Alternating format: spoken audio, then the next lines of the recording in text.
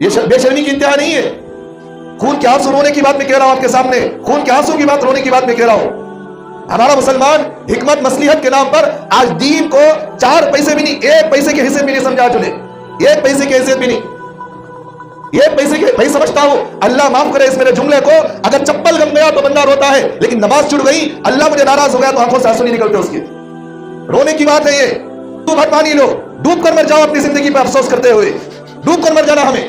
کہ اللہ تعالیٰ ہمیں قرآن مجید میں کہتے ہیں قل ان کان آباؤکم وابناؤکم, اللہ اس آیت میں کہتے ہیں جین کا معنی رہا گیا, نہ تمہارے خاندان کو دیکھو, نہ تمہارے رشتہ داروں کو دیکھو, نہ تمہارے بیوی بچے تمہیں آ رہے بننا, کوئی نہیں آنا.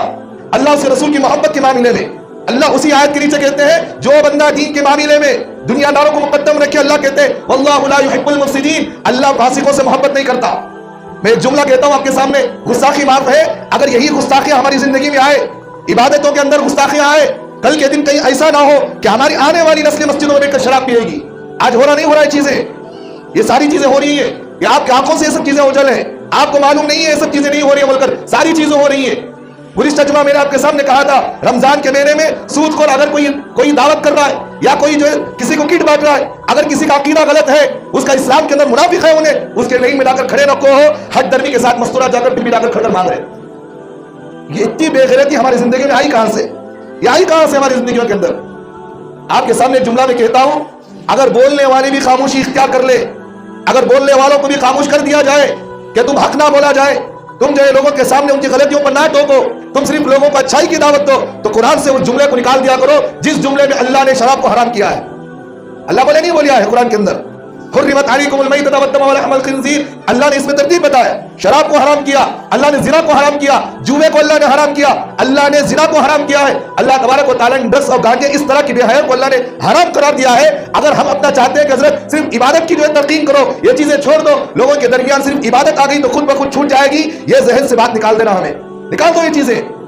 آج مسلمان لڑکیاں جو مرتد ہو رہی ہیں وہ غیروں کے گھروں سے نہیں ہے, وہ برقع پہنی ہوئی دیندار گھروں کی بچیاں ہیں, ہے نہیں ہے. اب بتاؤ کہ بھائی نماز پڑھنے والی بچیاں, میرے پاس ایسے واقعات بھی ہیں, عالم دین دین کا علم حاصل کی ہوئی, جس نے زندگی میں قرآن پڑھائی ہے, لیکن وہ ابھی غیروں کے جالوں میں آ کر اپنے اسلام سے پھر گئی باہر. اللہ ہمارے ان کوتاہیوں کو معاف فرمائے, اللہ ہماری ان غلطیوں کو معاف فرمائے.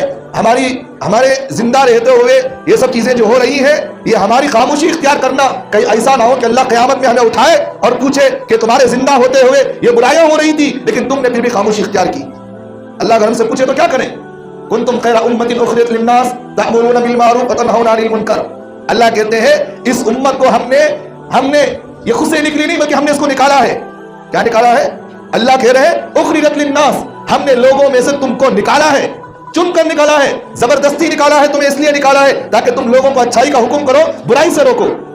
اب دنیا کے اندر سب اچھائی کی دعوت چلتی رہے, برائی نہ بولی جائے, لوگوں سے برائی نہ ٹوکی جائے, تو پھر مسئلہ ایسے ہی کہ صرف میٹھا میٹھا ہم کڑوا کڑوا تھو تھو, ایسا زندگی میں ہو جاتا ہماری. اللہ ہماری کوتاہیوں کو معاف فرمائے.